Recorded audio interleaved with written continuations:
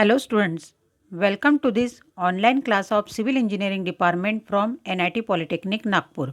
Myself, Professor Purnima Dungre, Subject Teacher of Building Planning and Drawing. Let us see Vision Mission of Department.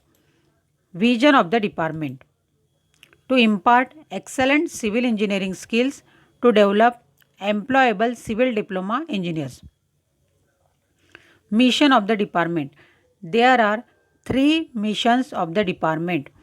These are: mission number 1 is effective implementation of teaching learning process to benefit students. Mission number 2 is imparting the modern technical skill as per the requirement of the industry to improve employability. Mission number 3 is to develop social and environmental responsible civil engineers. To achieve this vision mission of department, there are 7 program outcomes, and these are: PO1 is basic and discipline specific knowledge, PO2 is problem analysis, PO3 is design development of solutions, PO4 is engineering tools experimentation and testing, PO5 is engineering practices for society, sustainability and environment, PO6 is project management, and PO7 is lifelong learning. In today's session, we will see Unit 2, that is planning of building, and today's topic is different areas related with building construction. To study this topic, we will go through learning outcome, and it includes course outcome, program outcome and unit outcome. Let us see course outcome. Prepare line plans of residential and public building using principles of planning. यह unit पढ़ने के बाद आप principle of planning use करके residential और public building के line plan draw कर सकते हो. नेक्स्ट है प्रोग्राम आउटकम. इस टॉपिक से रिलेटेड प्रोग्राम आउटकम है PO1, PO5, PO6 and PO7, जैसे कि basic and discipline specific knowledge, engineering practices for society sustainability and environment, project management and life long learning. इन सभी POs का use करके आप यह टॉपिक स्टडी करोगे. नेक्स्ट है unit outcome. Students will able to compute built up carpet plinth and super built up area for the given building. यह topic पढ़ने के बाद आप बिल्डिंग कंस्ट्रक्शन से रिलेटेड अलग अलग एरियाज कैलकुलेट कर सकते हो. In last session we studied about plan sanctioning authorities, necessity of bylaws, rules and bylaws of sanctioning authorities and minimum dimension for various units of building. In today's session, we will see about the different areas related with building construction, and these are plot area, built up area, plinth area, super built up area, carpet area and floor space index.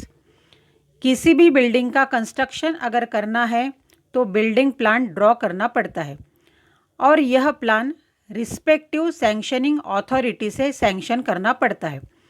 Sanctioning authority के rules के हिसाब से construction में अलग अलग प्रकार के areas रहते हैं, और यह एरियाज़ सबमिशन प्लान में मेंशन करना पड़ता है. तो आगे हम हर एरिया के बारे में डिटेल में देखते हैं. तो सबसे पहले देखते हैं प्लॉट एरिया के बारे में. What is mean by plot area? Plot area, commonly known as site area, is a piece of land enclosed by definite boundaries. It is the total area of plot as per the dimension of the plot mentioned in the record. कोई भी owner को उसके plot की boundary के हिसाब से ही plot मिलता है। प्लॉट की फिक्स बाउंड्रीज को कंसीडर करते हुए प्लॉट का जो एरिया रहता है उसे प्लॉट एरिया कहते हैं। नेक्स्ट है built up area. It is the constructed area of all floors of the building. It includes area of all rooms of the building including wall thickness excluding balconies and staircase.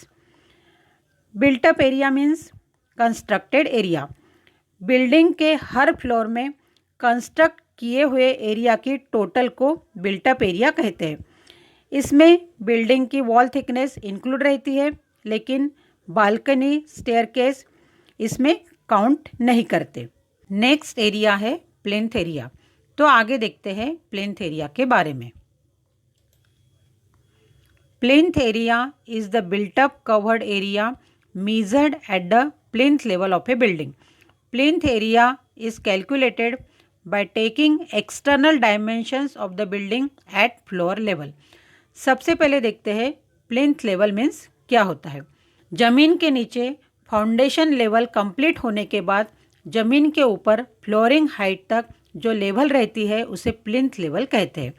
इस level में building का जो area रहता है उसे plinth area कहते हैं और यह एरिया बिल्डिंग के आउटर बाउंड्रीज काउंट करके कैलकुलेट करते हैं।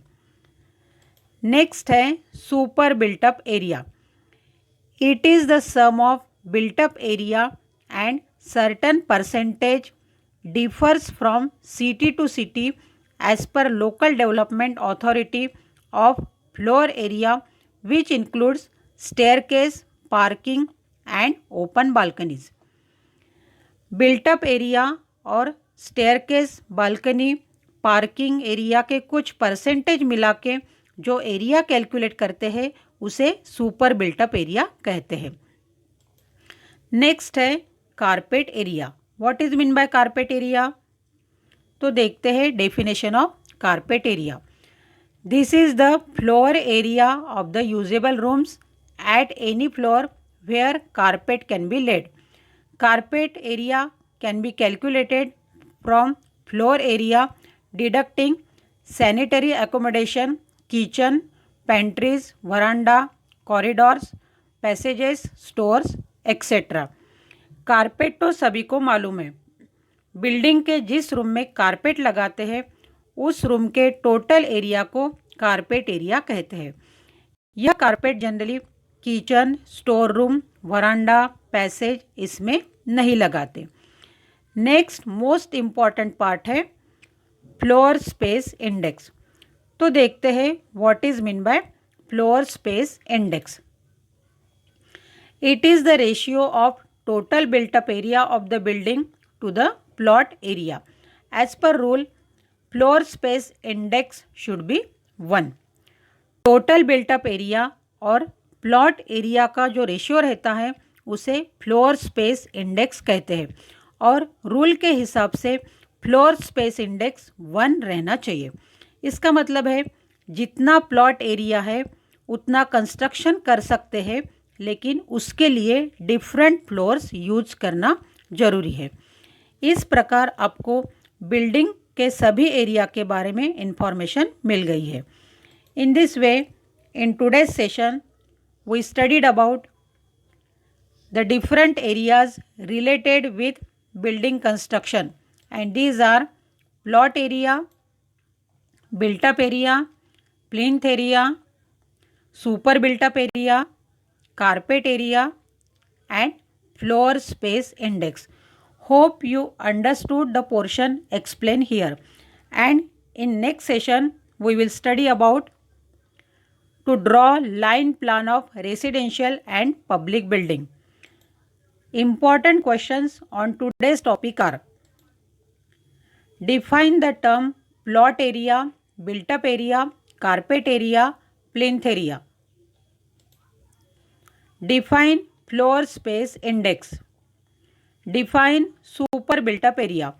You have to solve these questions as assignment If you will face any difficulty, then watch the video again, refer the notes provided to you or contact me. Thank you for watching the video.